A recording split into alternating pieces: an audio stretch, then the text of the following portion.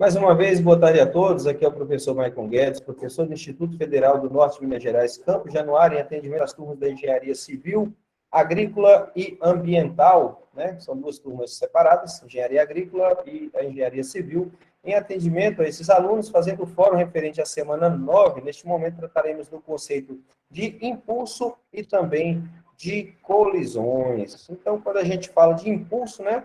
No nosso dia a dia, Maria de Fátima, quando alguém fala de impulso, você pensa em quê? O que vem na sua mente? Qualquer coisa. Por exemplo, pegar impulso para dar um pulo lá em cima, ou pegar Justamente. impulso Sim, empurrar justamente. Então, sempre que é dito impulso, a gente leva sempre à nossa mente a questão do movimento, que foi o que a gente acabou de ver, né, na aula que acabamos de gravar, com relação ao momento linear. Então, o momento linear é uma massa, um corpo, né, que possui uma massa, obviamente, que vai adquirir o quê? Uma velocidade. Mas quem causa essa velocidade? Uma força que foi aplicada a esse corpo. Essa força aplicada vai gerar o quê? Vai gerar um impulso. Esse impulso vai gerar o quê? Uma quantidade de movimento, que nós conhecemos como momento linear, porque essa massa que recebeu uma força, que adquiriu um impulso, que teve uma velocidade, é justamente o que vem na nossa mente, que é o que nosso slidezinho mostrou aí para a gente. Então, dando seguimento ao mesmo conteúdo, né? Impulso e quantidade de movimento, nós vamos falar agora, então, sobre o conceito de impulso. Então, pense num caminhão se deslocando com uma velocidade v. E agora, pense numa bola se deslocando com a mesma velocidade v.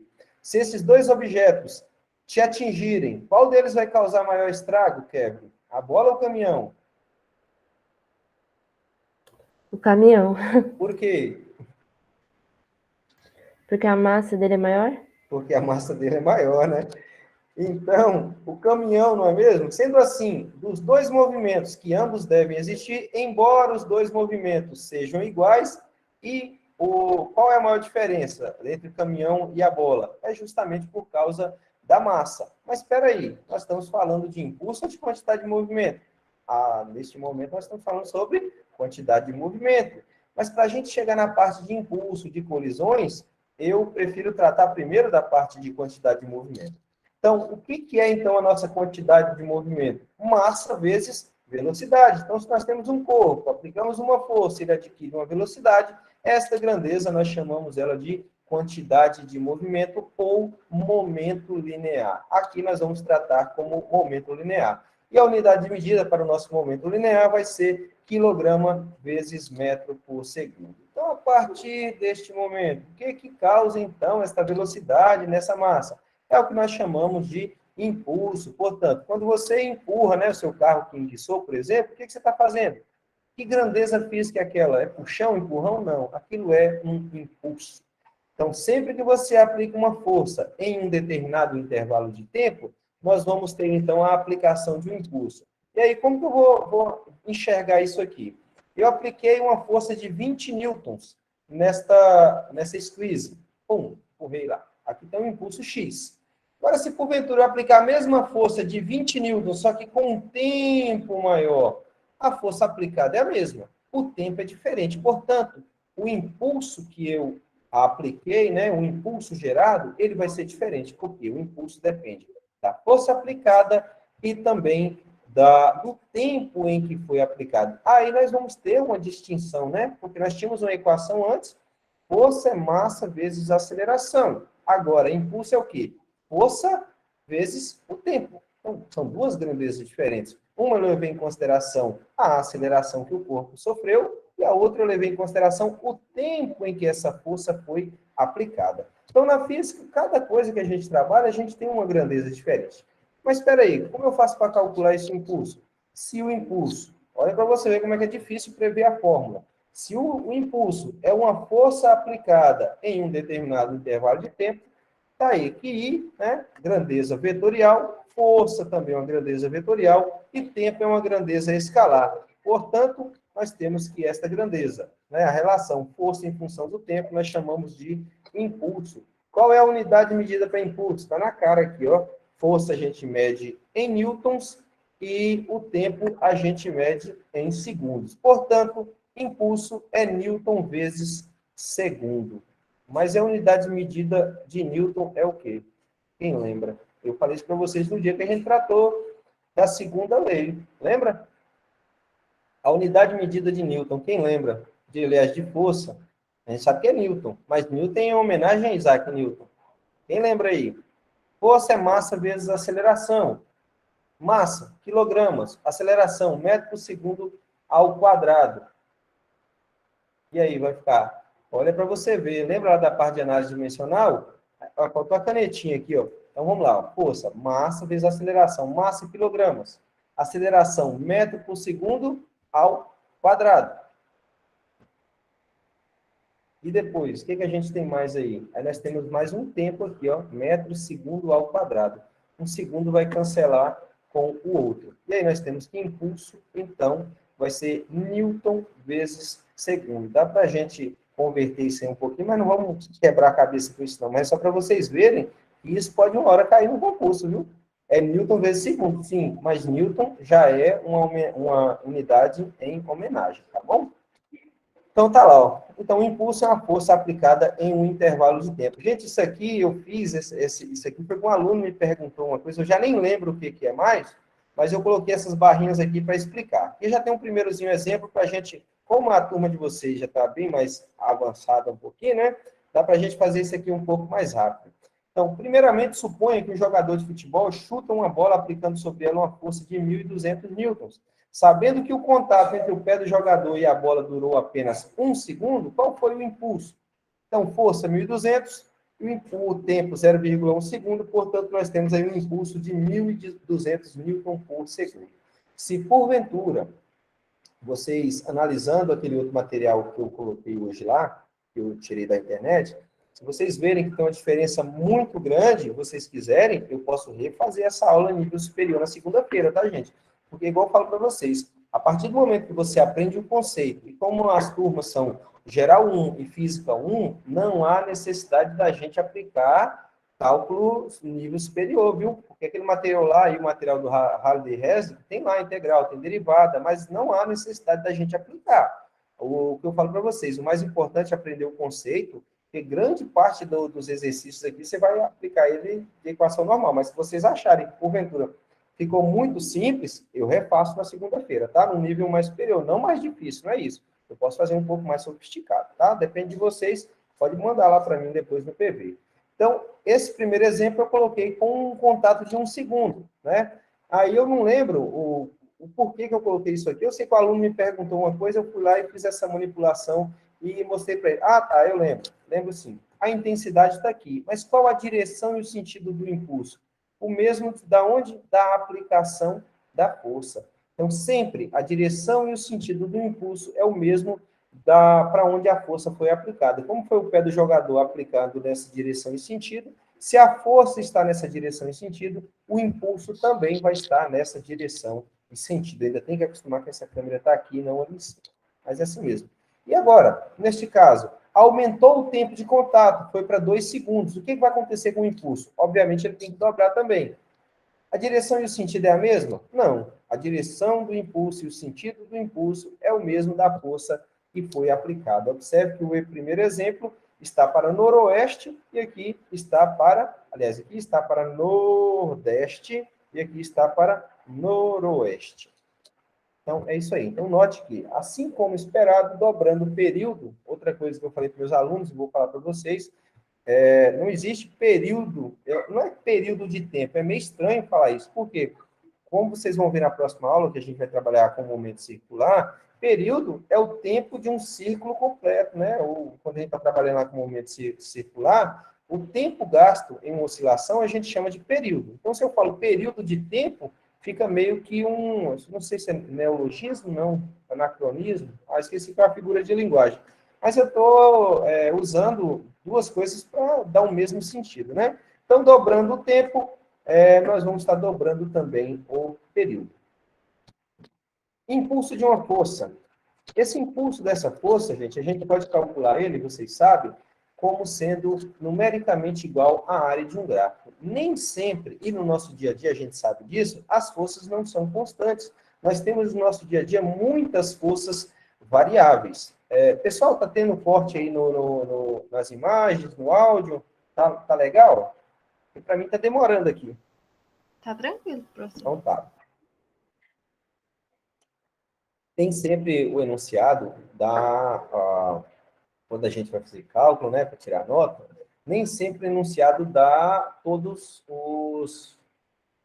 as variáveis necessárias. Nem sempre a força é constante.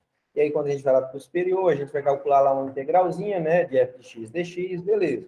Para quem sabe calcular integral, se não, ele te dá uma área da curva. Nem sempre é algo fácil como está aqui, né? No ensino médio, a gente usa um trapézio, um quadrado, um triângulo.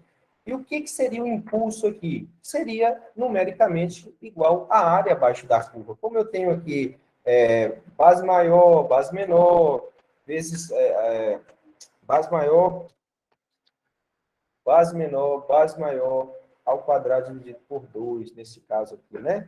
Como se nós tivéssemos aqui um triângulo. Neste caso aqui, como é um quadrado, base vezes altura, já está tranquilo. Então, gente, o que ocorre? Eu posso dizer que o meu impulso ele é numericamente igual à área. Isso aqui é quando a gente trata o impulso de uma força. Pode ser o impulso de uma força constante, como pode ser o impulso de uma força variável. Vai depender de quê? De como o exercício é apresentado para você. Neste caso aqui, você vai apenas ver qual é a área do gráfico e fazer o cálculo, né? Neste caso aqui, nós temos uma força constante, você nem precisaria fazer, ó. O impulso é a força vezes a variação do tempo. Quem é a minha força? Vai ser um dos lados, né? E o tempo também vai ser o outro lado. Então, base vezes a altura, base é o tempo, a altura é a força. Gente, vocês desculpem, eu estou meio assim, a mente já está cansando, viu? Eu, desde 4 horas da manhã, preparando o material dos meninos, dei aula para eles, terminei tudo dando aula para vocês. Sei que não tem nada a ver, mas só justificando, tá? Às vezes a mente começa a ficar um pouco mais lenta, tá? Considere algum errinho aí, que porventura a minha dislexia já ajuda bastante. Então, falando de impulso de uma força, se ela for variável, eu tenho que calcular a área do gráfico. Ou então calcular a integral, né? F de x dx, tomando em consideração os dois elementos aí de extremos, né? Inicial e final. Então, vamos lá. Agora você já sabe resolver, né, os problemas de impulso utilizando a fórmula. No entanto, alguns vestibulares podem ir além e te pedir para calcular essas grandezas através de quê? Gráficos de força em função do tempo. Por isso, lembre-se, o valor do impulso I sempre será equivalente à área formada neste tipo de gráfico. Em geral, trabalhamos com forças constantes, ou seja, que não variam durante a sua aplicação. Nesses casos, a área do gráfico será sempre um retângulo. Por exemplo, o gráfico abaixo representa a aplicação de uma força de 20 newtons ao longo de 3 segundos. Aqui, mamão com açúcar, né? O impulso é força vezes o tempo, ou seja, base vezes altura. Então, nós temos aqui desta maneira. Eu até falei com meus alunos da seguinte forma, e eu sempre questiono eles isso, que eles esquecem de colocar a unidade de medida, e eu falo para eles, ó, se porventura, igual neste caso aqui, fala, professor, mas está errado aí, por que o impulso é igual a 60? Não deveria ter unidade de medida aí? 60 newtons vezes segundo? E aí a justificativa é o seguinte, que neste caso aqui, nós estamos tratando de que o impulso é numericamente igual à área. Aqui na frente nós temos área. Então, como que ficaria isso aqui? O impulso é igual a 60 metros quadrados? Então, para não ficar essa ambiguidade, o impulso é igual a 60. A gente sabe que nós estamos tratando de impulso igual a newton vezes segundo. Tá dando para pegar a lógica do negócio, por que a pessoa que criou o material não colocou a unidade de medida? Justamente para que muitas vezes o aluno, né, tem muito aluno autodidata, aprende por si só, e ele não crie essa confusão na cabeça dele. Poxa, mas se o impulso é igual à área, a área é igual ao impulso. Eu posso calcular em metro quadrado também, né? Então, aí vem a função do professor, de destrinchar isso aqui para o aluno, né? Se o impulso é igual à área, que deu 60. 60 o quê?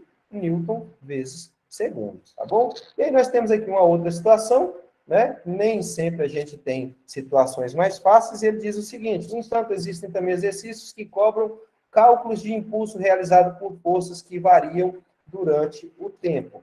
Aí, aqui a gente pode ver que é uma força constante, né? Em função do tempo. O tempo vai aumentando, o valor dela é sempre 20. Neste caso aqui, se em 3 segundos a minha força é de 40 newtons, e eu sei que ela cresce linearmente em função do tempo, obviamente no tempo de 1,5 a força vai ser de 20 newtons. Então, como que eu faço para calcular o impulso de uma força variável? Neste caso, no nível de ensino, né, aqui que nós estamos tratando, vai ser que o impulso é numericamente igual à área da base, né, a área do triângulo, que é base vezes a altura dividido por 2. Portanto, deu aí os mesmos 60. Teorema do impulso. O que é o teorema do impulso? Se eu tenho um corpo, eu aplico uma força nele em um determinado intervalo de tempo, ele vai adquirir uma velocidade em sua massa. O que é isso? Eu estou relacionando impulso com quantidade de movimento. Mas o impulso foi aplicado. Eu tenho um momento linear inicial, repouso, né? Está parado aqui, e vou ter um momento linear final, porque ele vai entrar em movimento. Então, como que eu faço isso? Eu pego que o meu impulso é igual à variação do meu momento linear. Impulso é força em função do tempo, uma força aplicada em função do tempo.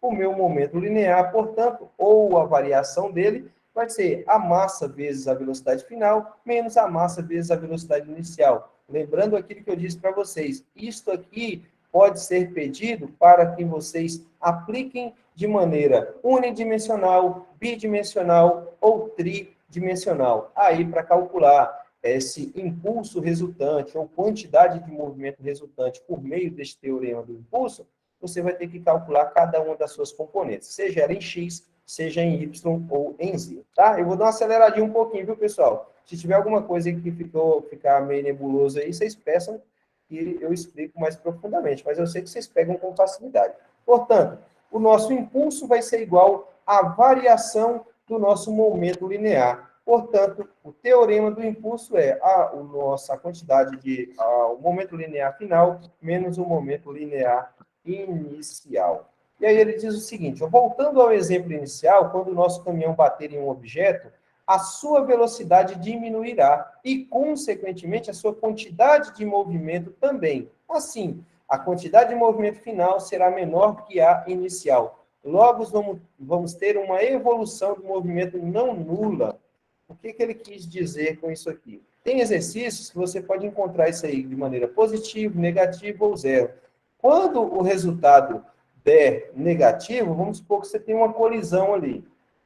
O momento linear inicial é positivo. E quando depois que você faz o cálculo, ele dá negativo. Significa o quê? Que o corpo, que esse momento, ele está aplicado agora no sentido contrário ao momento inicial. E aí, continua aqui, ó. Se o tempo de duração do impacto aumentar, né? Deixa eu ver aqui, essa parte aqui ficou... igual eu falei para vocês, ele é tirado de um site americano, quando é convertido tem essas loucuras aqui. O que eu vou analisar aqui? Deixa eu ver aqui, tá? Olha aqui, ó. Impulso é igual à variação da quantidade de movimento ou momento linear. E aí, esse ponto que eu mostrei para eles, que este material usa a letra G. Quem é I, quem é F, quem é T? É o meu impulso. Então, ele transformou aqui, ó, já abrindo a equação. Eu posso calcular a força resultante por meio da variação do momento linear em função do tempo. Então, nós temos aqui um veículozinho, né, para calcular este momento linear resultante, ou o impulso resultante, a gente utiliza, então, este teorema do impulso. Vocês já notaram que eu já estou bem, já está até devagar, né, que eu estou um pouco, já cansou. Mas é assim mesmo, a mente da gente é dessa forma.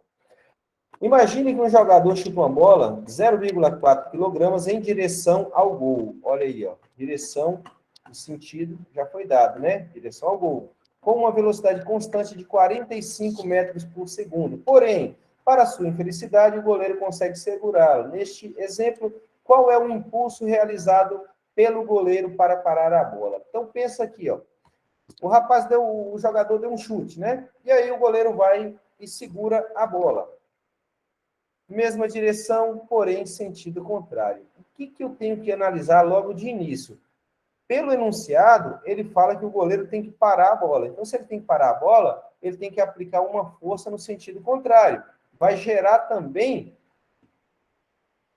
um impulso no sentido contrário, porque o impulso da bola está vindo nessa direção e sentido, o impulso que ele vai aplicar para parar essa bola vai estar na mesma direção, porém em sentido contrário. Eu já devo observar que o resultado aqui tem que dar negativo. Se eu for fazer um cálculo desse exercício, se ele der positivo, está errado. Está errado. Porque não pode dar negativo, tem que dar positivo. Você tem que aplicar uma força, um impulso no sentido contrário, resultado tem que ser negativo, tá bom? Então tá lá, ó. O que é o meu impulso final? Vai ser a variação da quantidade de movimento. Eu tinha uma quantidade de movimento inicial, vou ter uma final. Aí eu pego a questão da massa. Vai mudar a massa nisso aqui? Não, a massa é sempre a mesma, né? Então tá aqui, ó, massa, velocidade final, menos massa vezes velocidade inicial, fazendo a substituição. Como a massa é a mesma, 0,4. Se o goleiro agarrou a bola e ela parou, com a velocidade final? 0. Menos a velocidade inicial, que é 45. Fazendo a multiplicação aqui, o impulso que o goleiro vai ter que aplicar vai ser de menos 18 kg vezes metro por segundo. Por quê? Porque ele tem que aplicar esse impulso na mesma direção, porém no sentido contrário. Tá bom? Colisões. Pessoal, vocês aguentam assistir colisões ainda? Ou a gente para aqui e grava colisões separado? Tá de boa. Tá tranquilo? Então vamos lá. Vai ser rapidinho aqui, a parte de colisões está terminando. Então, do nosso dia a dia, falando aqui de sistemas de partículas, nós vemos no nosso dia a dia diversas situações de colisões. Às vezes a gente nem percebe como sendo uma colisão. Tanto é que ontem Marco me fez uma pergunta com relação ao cálculo, né, da velocidade de um corpo quicando, né, um sistema massa-mole e tal. Muitas vezes a gente nem enxerga aquilo ali como uma colisão, dependendo, igual da forma como ele falou ontem, era uma colisão. Então vamos aqui, eu vou seguir aqui na leitura, porque a mente está um pouquinho cansada, mas está tranquilo. Imagine uma partida de sinuca na qual uma bola é atirada contra as outras bolas, gerando colisões. Nessas colisões, podem ocorrer diversas situações, como, por exemplo, uma bola para e outra segue em movimento, uma bola segue atrás da outra, uma bola segue adiante, outra volta. Vamos, então, agora analisar as colisões entre dois corpos, mas vamos dar maior atenção às colisões que ocorrem numa única direção, ou seja, unidimensionais, tá? Então, nós temos aqui uma situação da colisão antes da colisão, bolinha A, a direção horizontal, sentido para a direita, bolinha B, na horizontal, sentido para a esquerda. Após a colisão, elas permanecem na mesma direção, ou seja, unidimensional, porém em sentidos diferentes do que eles estavam no início do fenômeno. A questão de colisões é que nós podemos ter uma colisão elástica, parcialmente elástica ou completamente, ou seja, inelástica, né? Tem situações em que os corpos se chocam e se repelem, né? Sofrem um choque elástico. Outros, eles se chocam, sofrem uma pequena deformação e seguem o movimento. Tem outros que eles se chocam e ficam grudados. Ou seja, nesta situação, o sistema massa aí é a massa dos dois corpos. Então, cada situação, para fazer o cálculo disso aí, né, para aprender, para resolver e tirar notinha, você tem que aprender primeiro a interpretar o que aconteceu. O que aconteceu no movimento? Então, cada situação ela é diferente uma da outra, né? Então, consideremos então uma colisão central e frontal de dois corpos A e B com movimentos na direção horizontal e apoiados numa superfície plana e horizontal, conforme as imagens.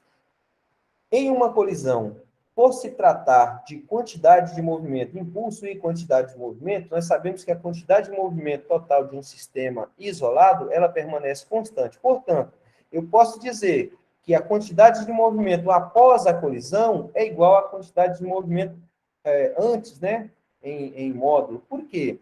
Se eu pegar aqui que Q menos Q, porque um está numa direção em sentido, outro em outra, né? Eu vou estar subtraindo a quantidade total, ou seja, eu tenho um delta Q aí. Então, a quantidade inicial menos a quantidade inicial menos a quantidade final vai ser igual a zero. Por que igual a zero? Vai dar zero? Não, porque ela é constante. E aí eu passo esse valor para o segundo membro eu mostro que as quantidades, tanto inicial quanto final, vão se conservar.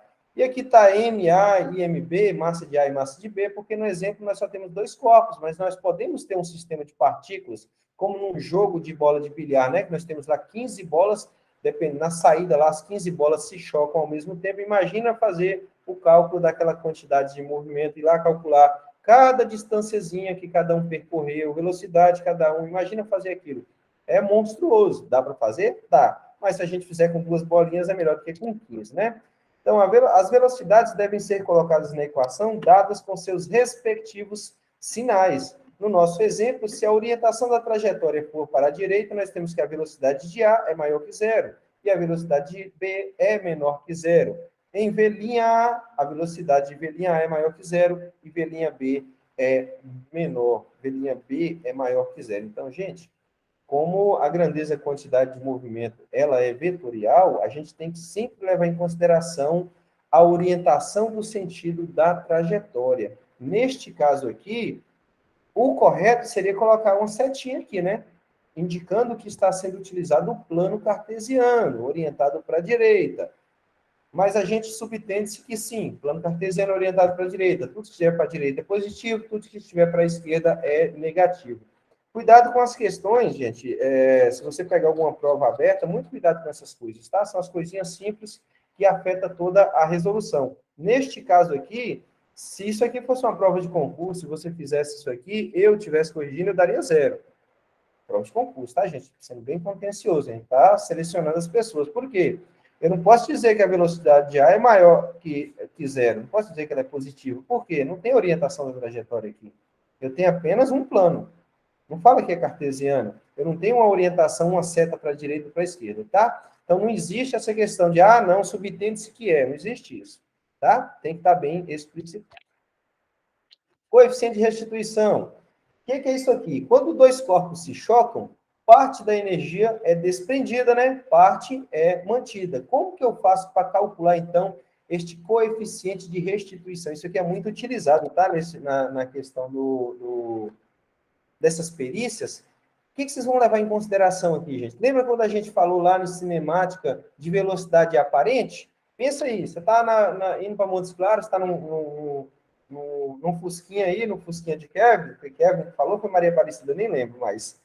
Pensa que você está no Fusquinha lá, 80 por hora. Aí passa o cara com a Hilux. O seu está 80, a Hilux está a 100 km por hora. Quando você olha para a Hilux, você aparentemente vê uma velocidade de 20 km por hora. O cara da Hilux olha para você, vê também uma velocidade de 20 km por hora. Por quê? Porque esta é a velocidade aparente para dois corpos que estão indo na mesma direção e sentido, porém com velocidades diferentes. Você subtrai as velocidades. Agora o seu Fusquinha, acho que foi Kevin. Maria Aparecida. Não, foi Kevin mesmo. Maria de Fátima. Foi Maria de Fátima? Pensa em Maria de Fátima. Você ganhou o Fusquinha aí e está indo para Montes Claros dar um rolê lá no shopping. E aí você está indo a 80 km por hora. O cara vem numa Hilux de lá para cá a 120. A velocidade aparente deste movimento é de 200 km por hora. O cara da Hilux vai passar e olhar para você assim, pô, o cara está voando. Ele está a 120, mas ele tem a impressão que você está a 200. Por quê? 120 mais 80 dá 200. Isso é velocidade aparente. Então, quando você vai trabalhar aqui com coeficiente de restituição e com choques, né, com as colisões, você tem que levar em consideração essa situação aí também, tá? Se as bolinhas estão indo na mesma direção e sentido, ou se estão indo no sentido contrário. Ó, professor, mas se a bolinha está uma seguindo a outra, como que elas vão se chocar? A de trás pode estar com uma velocidade maior, né? Então, cuidado com essa questão de velocidade aparente. Então, vamos lá. Antes do choque ou colisão, os corpos A e B se aproximam com velocidade aparente, né? Uma velocidade aqui de aproximação, VAP, velocidade de aproximação, leve em consideração a velocidade aparente, tá, gente? Se você está somando ou subtraindo. Observe que aqui é de aproximação, ó. Você vai, neste caso aqui, ó, subtrair o valor das velocidades. Lembra? Os 80 menos os 120, vai dar lá uma velocidade aparente de 40 km por hora. Após o choque, A e B se afastam com velocidade de afastamento. Olha aqui, ó, V' menos V'. E por que mudou isso aqui? Olha aqui, que agora, no primeiro momento, pensa aqui comigo, o cara está levando em consideração ainda plano cartesiano, tá? Na aproximação, VA, o corpo A estava indo para a direita, positivo.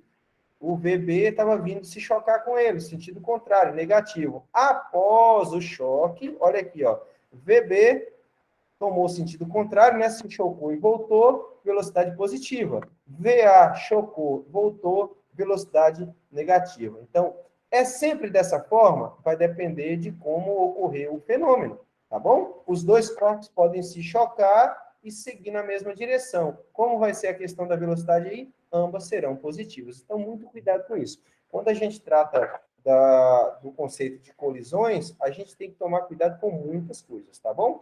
Mas não tem dificuldade, não. É só mesmo questão de atenção. Então, o coeficiente de restituição de um choque, né? Coeficiente de restituição de um choque, é definido pela razão entre as velocidades de afastamento e velocidade de aproximação.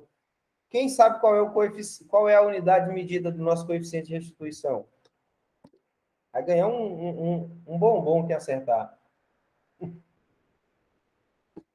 Já peguei nesse ponto com vocês em todas as aulas. Lê aí para vocês verem. Vai ser o quê? Lê de novo, Kevin, antes de responder. Eu nem ouvi, não. Lê aqui. Olha aqui para você, ó. O coeficiente de restituição de um choque é definido pela razão, olha, eu falei isso toda a aula, razão da divisão entre a velocidade de afastamento e a velocidade de aproximação. Então, tem a velocidade em cima, a velocidade embaixo. Qual é a unidade de medida? Tem? Não. Vai ser o quê? Adimensional. Não tem unidade de medida, tá? Portanto, essa é a equaçãozinha para calcular o coeficiente de restituição após o choque. Velocidade de afastamento sobre velocidade de aproximação. O que garra aqui? É saber os sinais, tá? Da velocidade de afastamento e da de aproximação. Como que está essa situação aí, viu? Muito cuidado somente com os sinais. Então, o coeficiente de restituição é o que relaciona, né, a velocidade de afastamento com a velocidade de aproximação. Neste caso aqui, velocidade de afastamento e aproximação, nós vamos ver que V1, olha aqui, neste caso aqui, o cara já colocou no sentido... não. V1 está aqui embaixo, positivo. V2, negativo, está no sentido contrário. E a de afastamento, V'2 está afastando, vai ser positivo, e V'1 vai estar aproximando. Aí, por que tem que tomar cuidado? A equação aqui de cima, ó, essa aqui é sempre a mesma.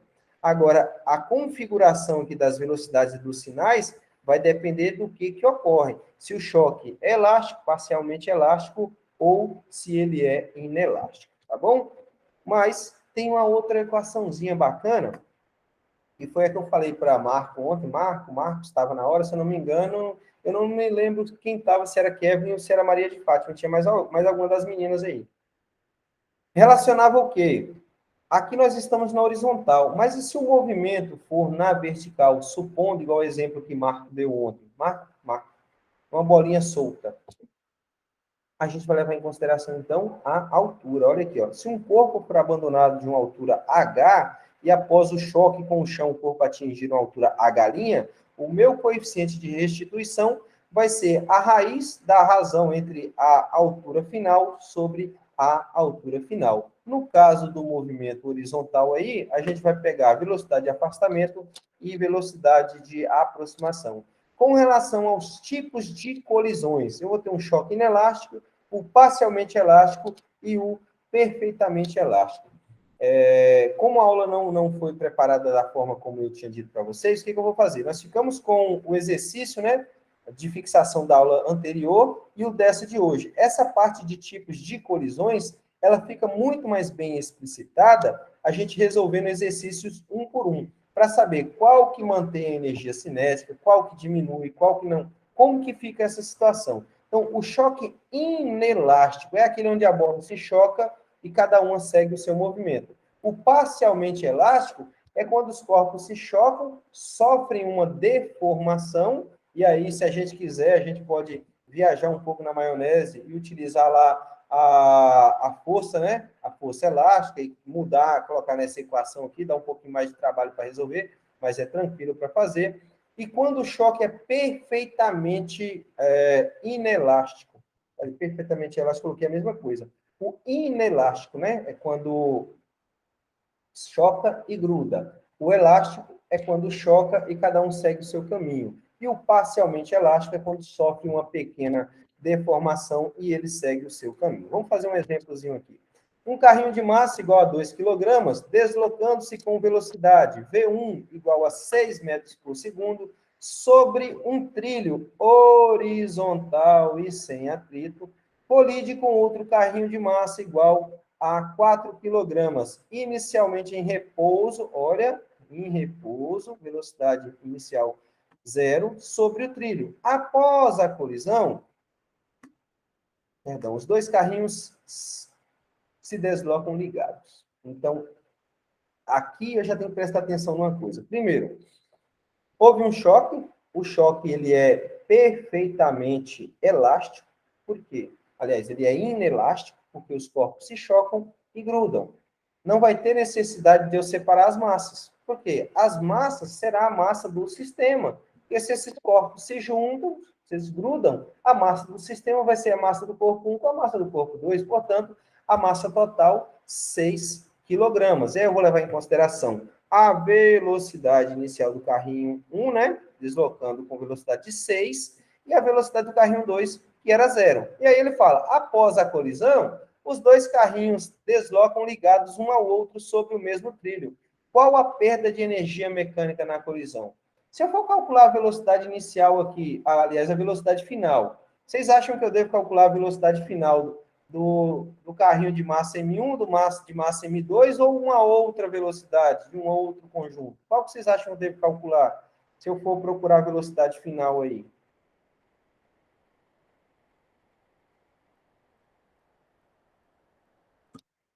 V1, professor? V1, da massa 1, quem pensa diferente? É da massa 1? É da massa 2? Ou do conjunto? O que eu faço para calcular a velocidade final?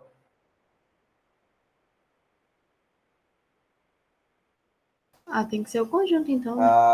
Tem que ser o conjunto. Por quê?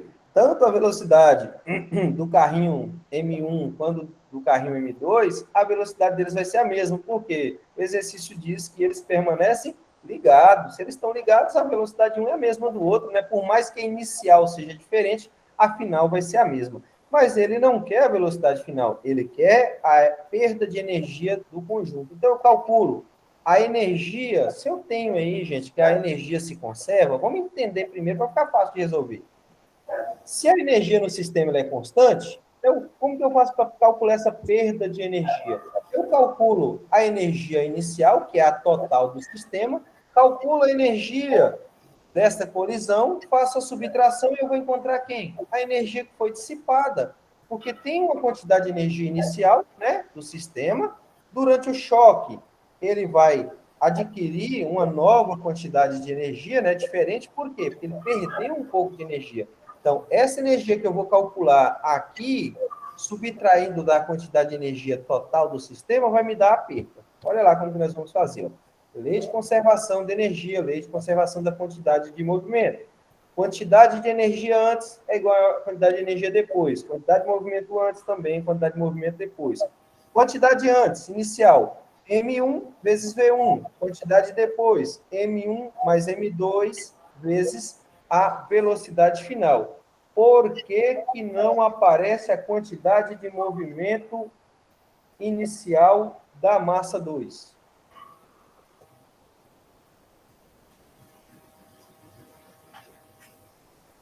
Lembra? Olha aqui a equação. Por que que não aparece? Lê aqui o exercício. A velocidade é 0, né? Porque a velocidade é 0. Um corpo em repouso não possui quantidade de movimento ou momento linear, né? Mais bonito. Então, por isso, parabéns, Kevin. Então, não tem quantidade, não tem momento linear inicial, porque ele está em repouso. Então, a única coisa que eu vou pegar aqui, ó, a massa do corpo 1 vezes a velocidade do corpo 1. Lá, após o choque, a quantidade de movimento final é a massa do conjunto. A massa 1 mais a massa 2 vezes a velocidade V. Por que que não é V1 nem V2? Porque o corpo agora é um conjunto só, é a velocidade do conjunto. Agora, substituindo aí, ó, a massa 1 é 2, a massa 2, aliás, a massa do corpo 1 é 2 kg, do corpo 2 é 4 kg. A velocidade aqui é 6, e a massa aqui é 2. Vamos fazer, então, o somatório, aliás, a multiplicação e a divisão pela soma. Nós vamos encontrar que a velocidade do conjunto, após a colisão, é de 2 metros por segundo.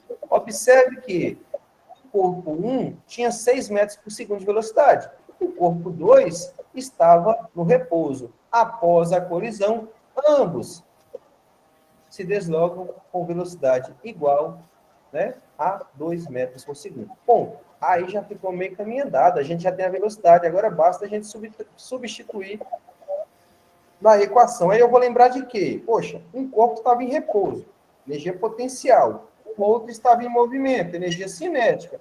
Eles se chocam. Uma colisão perfeitamente elástica. E eles seguem o movimento junto. O que eu calculo agora? O exercício me pediu para calcular o quê? A perda da energia mecânica. Precisa eu perder tempo calculando a energia potencial? Não, porque o corpo está em movimento. Então, eu vou calcular o quê? A energia do movimento. Qual é? Energia cinética. Eu vou lá.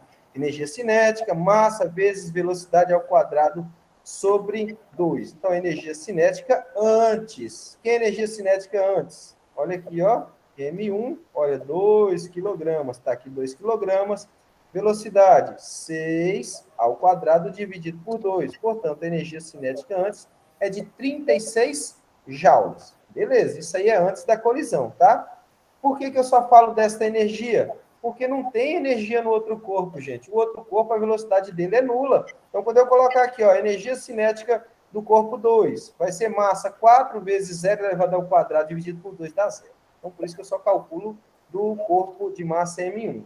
Já a energia cinética depois vai depender de quê? Da massa do conjunto, que vai ser 2 mais 4, 6, vezes a velocidade que a gente encontrou aqui, ó, que é de 2 metros por segundo. Então, o que eu estou fazendo? Calculando a energia do início, a energia do fim, a subtração, a diferença deste cálculo vai me dar o que o enunciado está me pedindo, que é a perda da energia mecânica. Portanto, a energia depois é 12 joules. Ele tinha inicialmente de 36, agora só tem 12, portanto, ele perdeu durante a colisão 24 joules. Esta energia foi dissipada principalmente sob a forma de calor e também na questão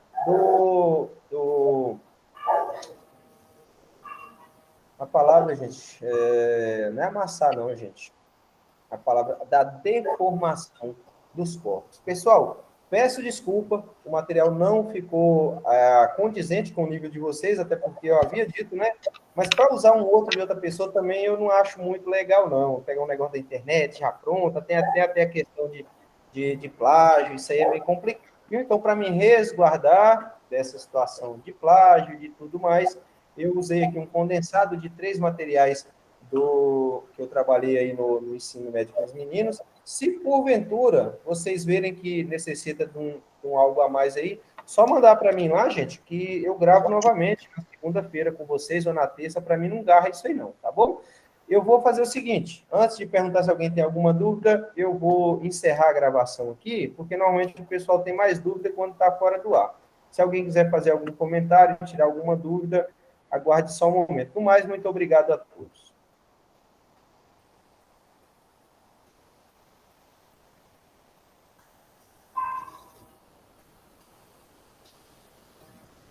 Nossa, não está lendo. Misericórdia.